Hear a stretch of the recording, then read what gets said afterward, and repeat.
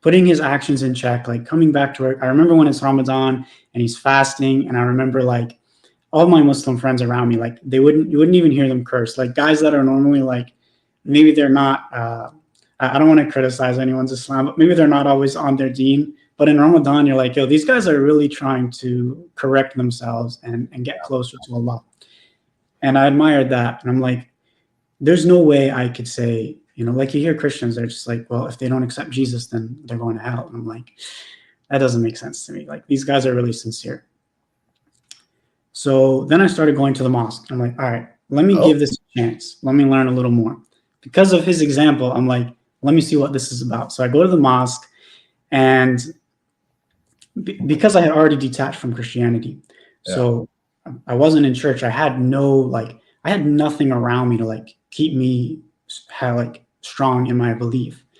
And I'm like, as I said, I was kind of like, I'm following the God of Abraham. But that's a dangerous thing today, because we're not prophets. So we're not hearing the voice of God. We're not being led by God in that way. And it's really dangerous to not have like a community around you, to not have structure. And I found myself trying to get closer to God, but like getting further from God, because I didn't have anything to keep me founded. And so I went to the mosque, and the first time that I prayed in Jummah was amazing. When I don't know, like he's reciting Surah Al-Fatiha, I don't know anything he's saying or what it means. So I'm like saying my own prayer, and it's a little weird for a non-Muslim. I've brought some friends to the mosque, and like I try to see how they're affected, afterwards. Wait, you mean Muslim friends or non-Muslim friends? I've brought, like, since becoming a Muslim, I've brought like some. Oh, since you're a Muslim, I see. Okay, go on. Yeah. So I'm always curious to like kind of look back at myself in that period and see like, Go on, sorry, don't go on. And so hearing Surah Al-Fatiha, and I'm like, I don't know what he's saying, but I'm going to say my own prayer. But I saw again the sincerity. I'm like, these people are all here, like standing shoulder to shoulder, foot to foot, and they're praying to the Creator. And I've never seen anything like it. Like I've seen people in church, they go and they pray, and they're very friendly and they hug each other and they have this kind of sense of community. But in Islam, the sense of community is truly about our relationship to God. And in Christianity, a lot of it is about our relationship to each other. And that was something that I guess spoke to me. Like, again, these guys are sincere. The guys that came and spoke to my world religions class were sincere. My friend Saleh was sincere. And now all these brothers around me are sincere. And there was a young imam. He was like 30 years old.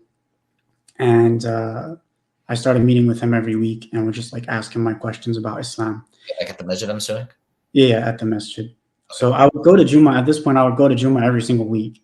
And I didn't like consider myself a Muslim yet, but I fell in love with just that atmosphere of like, oh, these guys are really sincere.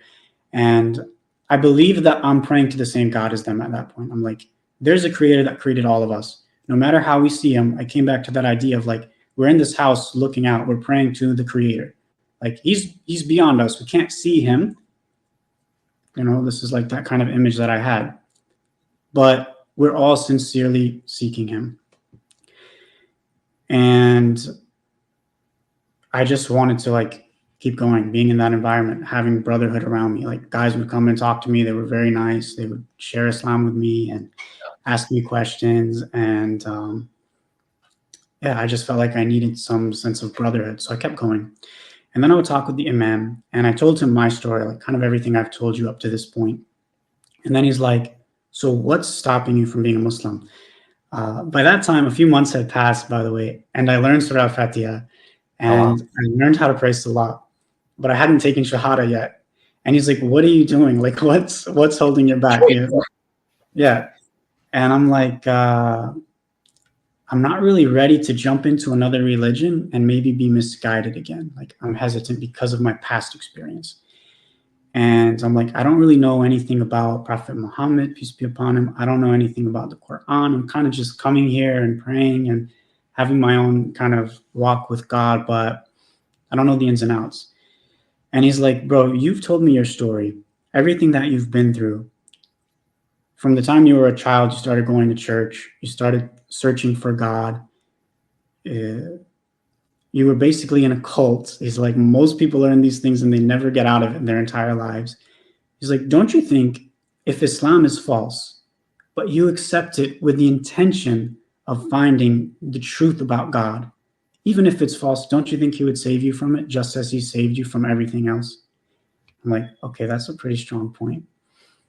So I'm driving home that night and I'm kind of like, playing devil's advocate with myself, arguing this thought with myself. And I'm like, if I were to jump in a swimming pool and start struggling and drowning and the lifeguard saved me out, I would be foolish to jump in again. So that was like my defense. I'm like, I'm not going to jump into something until I really know about it. Interesting. I hear a lot of people say that today, people who are curious about Islam. They're like, I just want to learn more. I want to know how to pray first. And really, like, I encourage people, like, it's a journey for all of us, even someone that grew up Muslim. Yeah. It's a journey. Like, you're not going to learn it in one day, and there's no sense in waiting, because I've done that. I waited, and if I could change anything, I wouldn't wait.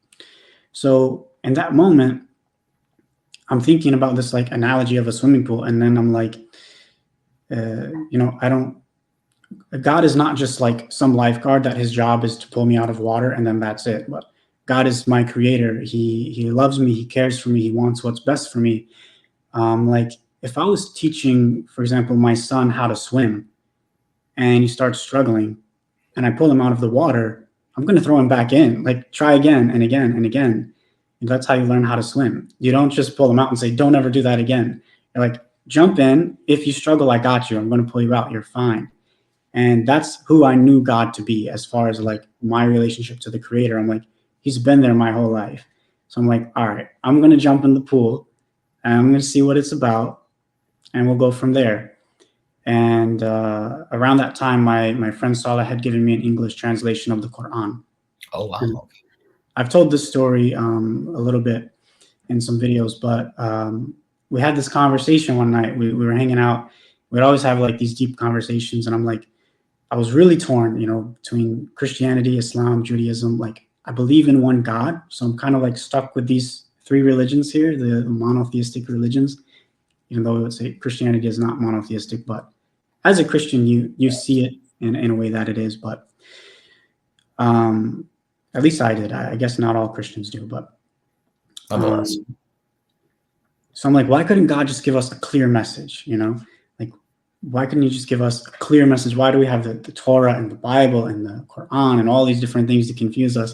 And he hands me this English translation of the Quran, and it's called the Clear Quran. If you're familiar with it, it's translated by Mustafa Khattab. So it literally says on the cover, the Clear Quran. And he's like, what does it say? I'm like, it's a Quran. And he's like, no, read the cover. What does it say? I'm like, the Clear Quran. He's like, this is the clear message. Like, this is it. The other things that you're talking about, they've been changed. They've been distorted. This is the truth. It's never changed. Muslims have memorized it since it was first revealed. Not a single word has been changed. Like, read it, give it a chance. So I was driving home that night, and like all of this happening at the same time. So I'm like, okay, I have to like jump in the pool. I have to trust that God will save me. So I said this prayer, like, God, if this is true, keep guiding me. If it's false, like, take it from me, destroy it. I'm like, cause my house to burn down, or like burn this Quran. Like, I don't want to fall into another false religion. Like, do whatever it takes to guide me away from it if it's false. But I'm going to commit to it because I need something to commit to. I need some sense of structure in my life, in my religion. So I'm like, I'm going to read it and commit to it, and I'll see where it takes me. And that was 5 years ago. So from that point, I just kept reading and learning, and I never found anything in the Quran that made me say, no, this is not it. No, this isn't true. It was like the more I read, the more sense it made, and the more sense my own life made, my own story. And I would say it took me the first 2 years of calling myself a Muslim until I actually really committed to Islam, because I came to this point where I'm like, okay, they say a Muslim is one who submits to God. So by that basic definition, I'm a Muslim. Okay, I'm reading the Quran. I'm going to the mosque. I'm praying Salah, not all five, but I'm waking up. I used to work at like 6 in the morning, so I pray Fajr every day. I learned Surah Fatiha. I learned Surah class. I'm like, I'm basically a Muslim. Okay, I'll call myself a Muslim for the sake of it. I believe in one God. Um, and I had said Shahada with my friend, and you say it in every Salah. So I'm like, okay, I'm a Muslim.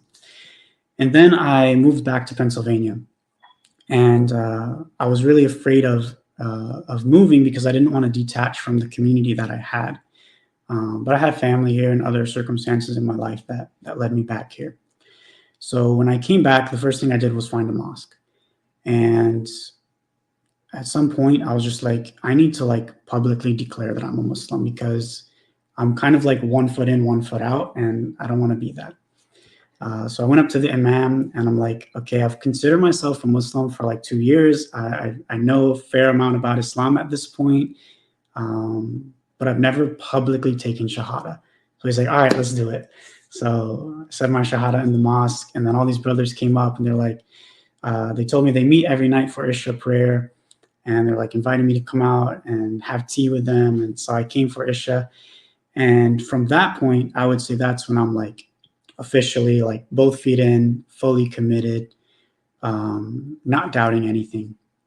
So that was a long answer, but you asked me what hesitation I had, and I think that was the answer. Like afraid to commit to something that could be false again. Sorry, I didn't realize I was muted. SubhanAllah. No, SubhanAllah. No, look, it's not a one word answer. It's not like even a one sentence answer. It really is a story. It's not necessarily like just that one thing about Islam. It quite literally is an experience. So it's completely expected.